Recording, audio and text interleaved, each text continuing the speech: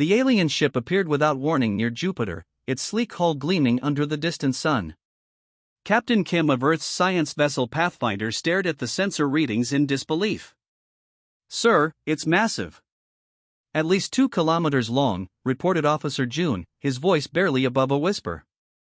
The crew gathered around the viewscreen, their mission to collect data from Jupiter's moons forgotten. Humanity had wondered for centuries if they were alone in the universe. Now they had their answer. "Are they responding to our signals?" Kim asked, maintaining his composure despite his racing heart. "Nothing yet, sir," Communications Officer Min replied, her fingers dancing across the console. "I've tried all standard frequencies and protocols." The alien vessel grew larger in their viewscreen as it approached with impossible grace for something its size. The Pathfinder, pride of Earth's space fleet, suddenly felt small and primitive by comparison. "Captain," Min called out, "we're receiving a transmission."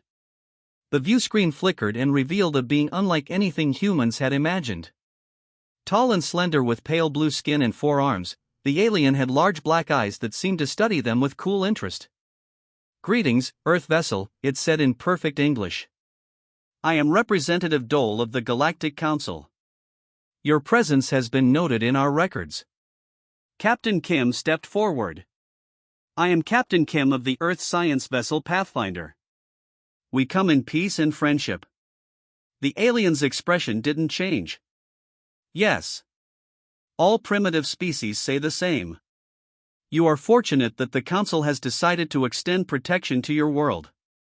The crew exchanged uneasy glances at the condescending tone. "Protection from what?" Kim asked carefully. "The galaxy is a dangerous place for unguided species," Dole replied. "The Council has overseen galactic peace for 20,000 years. We offer your world membership as a protectorate state." Over the next few hours, the Pathfinder was invited to dock with the larger vessel. A small team led by Captain Kim was permitted aboard to meet with Council representatives. Dr. Yun, the mission's chief scientist, marveled at the advanced technology surrounding them. "Their artificial gravity feels completely natural. And look at these walls, they seem to be made of some self-healing material." They were led to a vast chamber where beings from multiple species gathered around a circular table. At the head sat 3 tall Axioni, the apparent leaders of the Council. Their bright silver uniforms contrasted with the simpler clothes of the other aliens. "Welcome, humans," said the central Axioni. "I am High Counselor Tay. Your species has been observed for some time. Your recent developments suggest you are ready for limited integration into galactic society." Captain Kim bowed slightly. "We are honored, but we represent only our scientific mission, not our entire planet."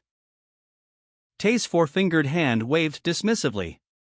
"Arrangements are already being made to contact your world leaders. Your vessel was simply the most convenient means of initial contact." As the meeting progressed, Dr. Yun noticed something odd about the other aliens. While the Axioni spoke freely, the others, like the furry Mithrani and the crystal Ndavan, remained largely silent, speaking only when directly addressed by an Axioni.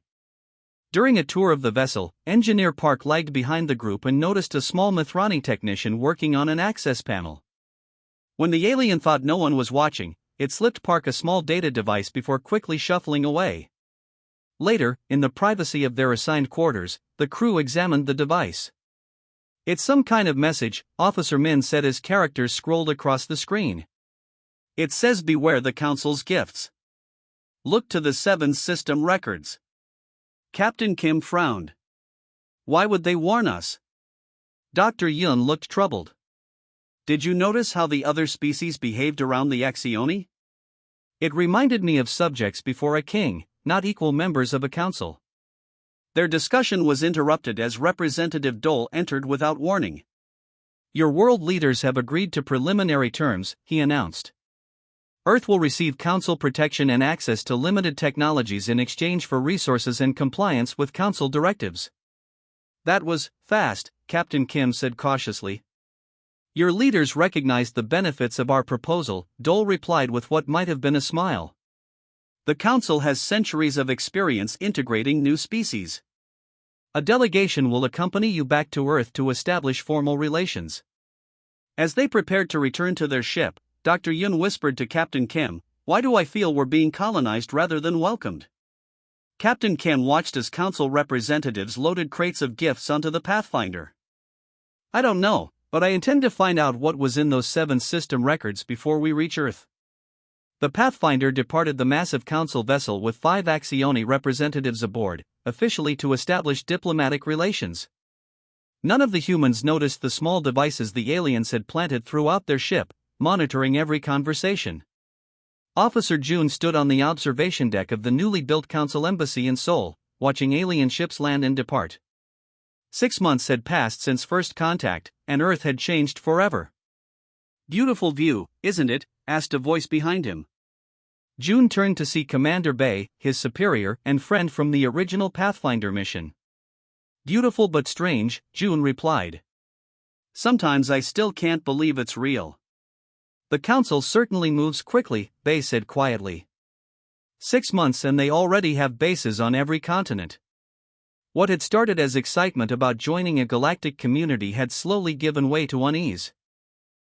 The council's gifts of technology came with strict limitations on how they could be used. Earth resources were being shipped off-world in increasing quantities, classified as membership dues. "Any progress on that data device from the Mithrani?" June asked when they were alone in the elevator. They looked around carefully before answering. Dr. Yun finally decoded it. The 7th system was home to a species called the Nari. They developed faster-than-light travel independently about 80 years ago. "I've never heard the council mention them." "That's because they don't exist anymore," Bay said grimly. Shortly after their breakthrough, their main research facilities suffered catastrophic accidents. Their civilization collapsed. The elevator doors opened, revealing an Axioni official waiting to enter. The conversation ended immediately. Later that week, June was assigned to the Council's Central Archives as Earth's liaison officer. The massive database contained knowledge from thousands of worlds, though humans were only granted access to lower-level information deemed appropriate for their development stage. On his 3rd day, June met Archivist Gil, a small, gray-skinned alien from a species called the Karen. Unlike the imposing Axioni, Gil spoke softly and seemed genuinely interested in humans. "Your people learn very quickly," Gil commented as he showed June how to use the archive systems. "Most new species take months to master these interfaces." "We're motivated," June replied simply. As weeks passed, June noticed that Gil often worked late, long after other archivists had left. One evening, June found Gil accessing terminals in a restricted area. "I could report you," June said, startling the archivist. Gil's large eyes widened in fear. "Please don't. I'm researching something important." "The 7th system?" June asked boldly. Gil froze. "How do you know about that?" "A Mithrani warned us." "What happened to the Nari wasn't an accident, was it?" After a long pause, Gil gestured for June to follow him into a small room shielded from surveillance. "The Nari aren't the only ones. Every species that advances too quickly experiences setbacks." Gil activated a hidden terminal, showing June dozens of case files. The Volari were close to developing neural interfaces superior to Axioni technology. Their research centers experienced power failures that released toxic gas. The Terran discovered efficient antimatter storage, their facilities suffered unexplained radiation leaks. June felt cold. "The Council does this? Why?" "The Axioni founded the Council 20,000 years ago. They were the most advanced species then and intend to remain so." Gil's voice trembled. "Species that might challenge their technological superiority encounter unfortunate accidents." "Why are you showing me this?" "Because humans worry the Axioni. Your learning speed is unprecedented. Your people make connections between different fields of knowledge in ways other species don't." Gil pulled out a data crystal. "There are others like me, a hidden network across species who want change. Take this to Dr. Yun. It contains evidence and the names of allies." 3 days later, Dr. Yun called an emergency meeting in a lab deep beneath Seoul, shielded from Council monitoring technology. "The evidence is clear," she told the small group of trusted scientists and officials. The Council, specifically the Axioni, have sabotaged at least 27 rising civilizations in the past 1,000 years. Captain Kim, now Admiral Kim, studied the data with a grave expression. How long before they consider us a threat? Based on our current rate of adaptation to their technologies, perhaps 2 years, Dr. Yun answered. They're already restricting more information and technologies they initially promised to share. Then we have 2 years to prepare, said Admiral Kim firmly. We need to create research facilities the Council doesn't know about. We need to develop technologies they won't expect. We're not alone, June added. Gil says there are members of at least 12 species who suspect the truth and are willing to help.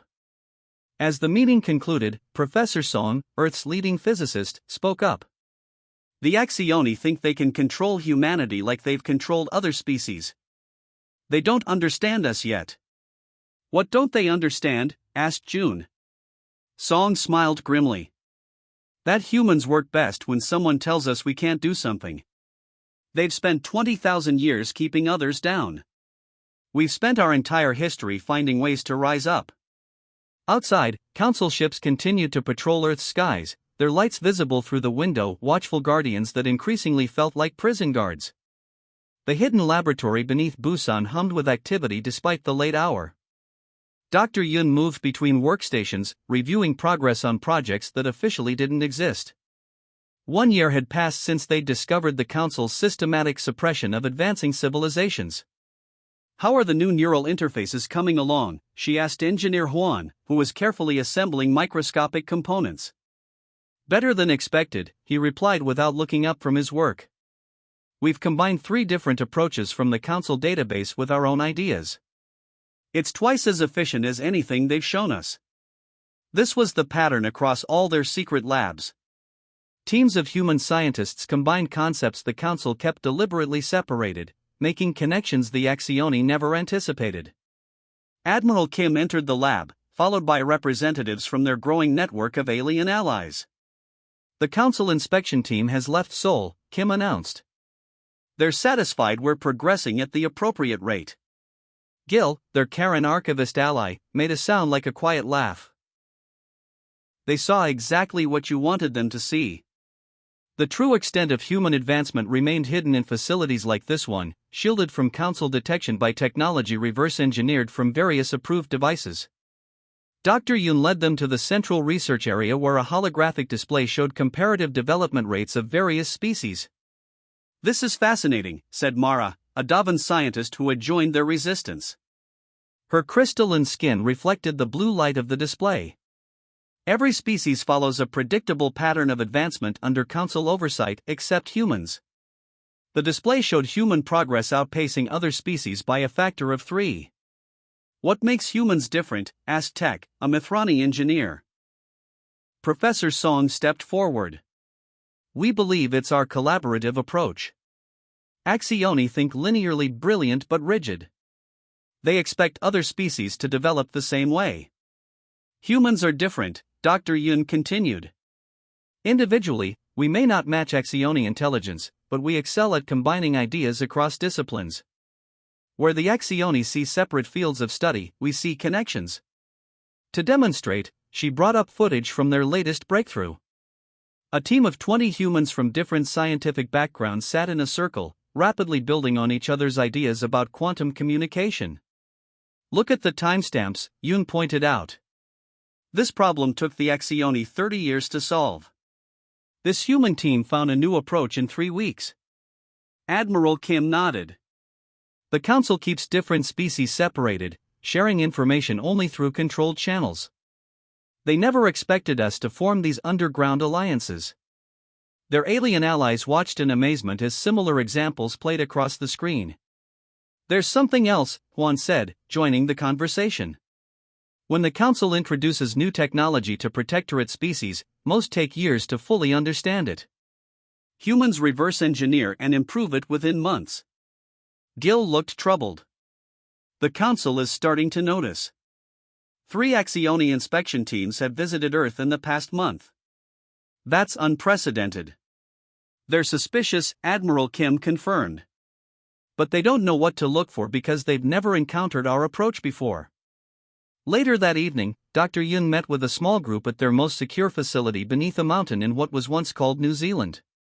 Here, their most revolutionary work progressed. The quantum entanglement network is nearly ready, reported Chief Engineer Jun. Once active, we can communicate instantly with allies across Council space without detection. This was the key to their plan, communication the Axioni couldn't monitor or control. And the defense systems? Asked Admiral Kim. Proceeding ahead of schedule, answered Commander Seo.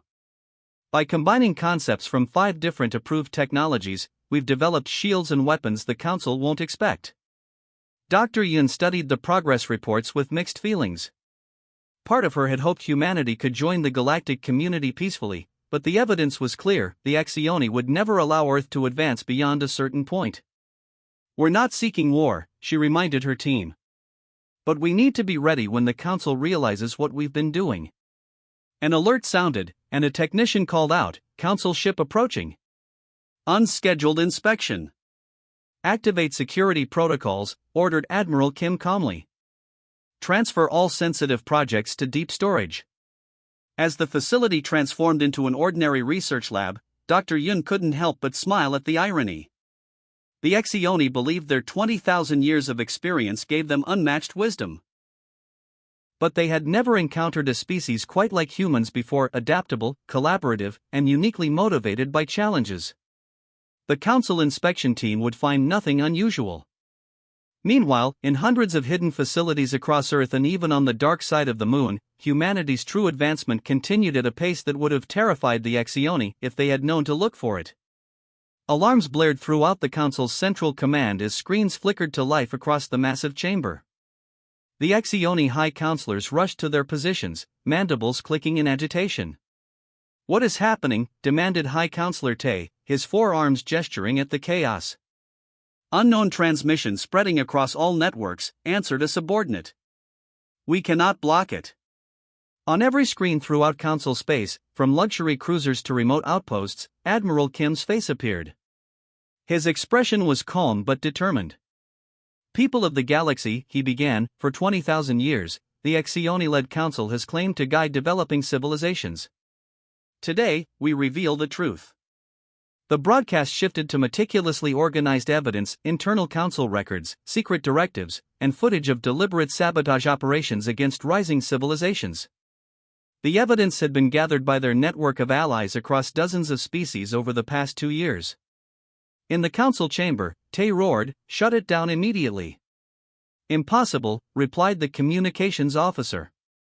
"They're using some form of quantum entanglement network. It bypasses all our systems."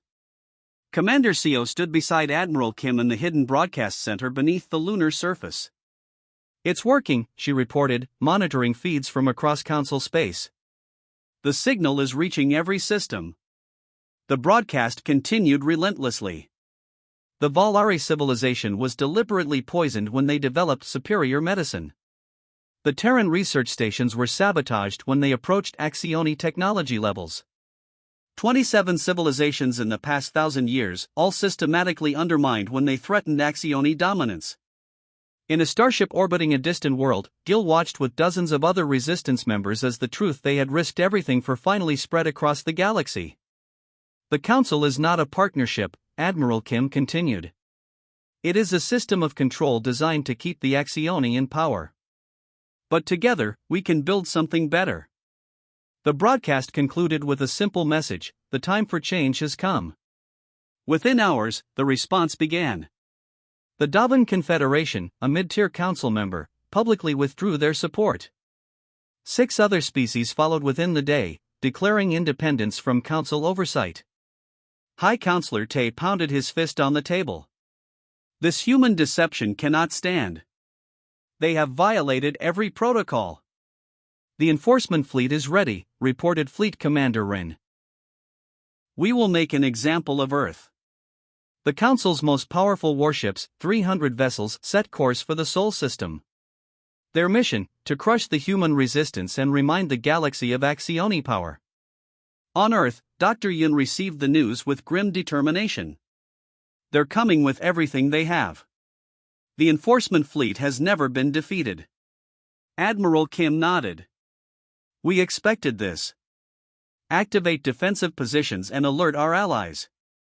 The human fleet seemed hopelessly outmatched, just 60 warships against the Council's 300. But as the Council fleet entered the Sol system, something unexpected happened. Ships from 7 different species appeared, taking position alongside the human vessels. Commander Seo approached Admiral Kim on the bridge of their flagship, the Defender. Sir, incoming transmission from the Council fleet. High Counselor Tay's face appeared on screen, his expression furious. This rebellion ends now, human. Surrender your world or face extinction. Admiral Kim replied calmly, we choose neither. We choose freedom. Your primitive fleet cannot hope to match our technology, Tay sneered. We have conquered galaxies while you were still learning to make fire. Then you should have no problem defeating us, Kim answered, ending the transmission. The Council fleet advanced in perfect formation, a tactic that had intimidated countless species into submission. They expected the human fleet to attack head-on, to be crushed by superior firepower. Instead, the human ships scattered in a seemingly chaotic pattern. Council commanders laughed at what appeared to be panic. Then the trap closed. Hundreds of small, unmanned vessels suddenly activated from hidden positions throughout the system. The quantum drives that humans had secretly perfected created localized distortions that disrupted the Council ship's navigation systems. What is this? Fleet Commander Rain demanded as his ship's systems began failing. The human fleet attacked from multiple vectors, using tactics no Council commander had ever seen. Where the Council relied on overwhelming force, the humans used speed and unpredictability. They're using our own technology against us, an Axioni officer realized too late. But modified in ways we never considered. The battle raged for 6 hours. When it ended, half the Council fleet had been disabled. The other half retreated in disarray, something the enforcement fleet had never done in 20,000 years. On the Defender's bridge, Admiral Kim received damage reports with a heavy heart. They had won, but at great cost. Send medical ships to assist any damaged Council vessels, he ordered. We fight against their system, not their people. As news of the Council fleet's defeat spread across the galaxy, the fractures in their power grew. 12 more species declared independence within a day. The Council's authority, built over millennia, crumbled in hours. In the hidden lunar base, Dr. Yun watched the reports with mixed emotions. This is just the beginning, she told her team. The hardest part comes next, building something better than what we've torn down. The Grand Hall in Geneva had once been the Council's Earth Embassy. Now, 6 months after the Battle of Sol, it hosted representatives from 117 species. The air buzzed with dozens of languages as former enemies sat side by side. Admiral Kim stood at the entrance, watching the historic gathering with quiet pride. The last half-year had been difficult. The Council had not fallen easily, even after their military defeat. Centuries of dependence on Axioni leadership left many worlds uncertain how to proceed. Nervous, asked Dr. Yun, joining him. A little, Kim admitted. I never planned to help create a new galactic order. None of us did, she replied. We just wanted Earth to be free. A small group of Axioni representatives sat in one corner, their once grand silver uniforms now simple and unadorned. Their species had not been excluded from the new alliance, merely stripped of their dominance. Gil approached, bowing slightly to his human friends. It is time to begin. Kim and Yun took their seats at the circular table where leaders from 12 key species gathered. There was no head position, one of many deliberate choices in the new alliance's design. Min, now serving as Earth's official ambassador, rose to speak first. For 20,000 years, the galaxy lived under one system, control disguised as guidance. Today we begin something new. Not an empire, not a council that rules from above, but a cooperative that serves all. Her words were translated into dozens of languages, spreading throughout the hall. She gestured to the center of the table, where a simple document rested. This charter establishes the Galactic Cooperative. Its founding principle is simple: all species advance together, or none truly advance at all. One by one, representatives approached to sign. When an Axioni delegate's turn came, a murmur ran through the crowd. Many species had suffered under Axioni rule. The Axioni spoke in a humble tone none had heard from his kind before. My species has much to atone for. We began as explorers who wanted to share knowledge. Over time, we became afraid of losing our position. That fear became tyranny. He looked around the room. We hope to learn from humans what we forgot, that true strength comes from lifting others up, not holding them down. After the signing ceremony, teams of scientists and scholars from across the galaxy gathered in what had once been restricted council archives. The knowledge hoarded for millennia was now being freely shared. Professor Son led a group through the vast library. The council suppressed countless innovations that might have helped billions of beings. Our first task is to recover these lost technologies. In one chamber, a human medical researcher worked alongside a Volari biologist, combining their approaches to treat diseases that had plagued both species. My grandmother would weep to see this, the Volari said softly. Our people tried to share our medical discoveries with the galaxy a century ago. The council. She trailed off. I know, the human replied gently. But now we work together, and both our peoples will benefit. Outside, in the garden overlooking Lake Geneva, Admiral Kim found Gil watching the sunset. What will you do now? Kim asked his friend. Gil's large eyes reflected the orange light. Return to my homeworld. For the first time in 12 generations, we will develop our own culture without council oversight. He turned to Kim. And you? I'm retiring from military service, Kim answered. I want to help build rather than fight. An interesting choice, came a voice behind them. They turned to see High Counselor Tay. Former High Counselor now approaching slowly. Kim tensed slightly, but the Axioni made a peaceful gesture with his 4 hands. I have been studying human history, Tay said. Your species has fought countless wars among yourselves, yet you speak of peace and cooperation more convincingly than any species I have encountered. We value peace precisely because we understand war, Kim replied. Tay nodded thoughtfully. The Axioni ruled through strength for 20,000 years. You defeated us not with superior weapons, but with a superior idea. He looked out at the lake. I wonder if your cooperative will last even a fraction as long. If it doesn't, said Dr. Yun, joining the conversation, then we'll build something better to replace it. That's the difference between your system and ours. We expect to change and grow. You expected to remain frozen in time. As evening fell, children from a dozen worlds played in the garden, their laughter carrying across the water. Human children taught alien youngsters Earth games, while learning strange new ones in return. Dr. Yun watched them with a smile. The real test of what we've built isn't in that document we signed today. It's in what those children will create together. Admiral Kim nodded. The Council tried to preserve power by keeping worlds apart. We'll succeed by bringing them together. Across the galaxy, the news spread from world to world. The age of the Council had ended. A new era of cooperation had begun not through conquest, but through the power of a simple, powerful idea that humanity had shared with the stars.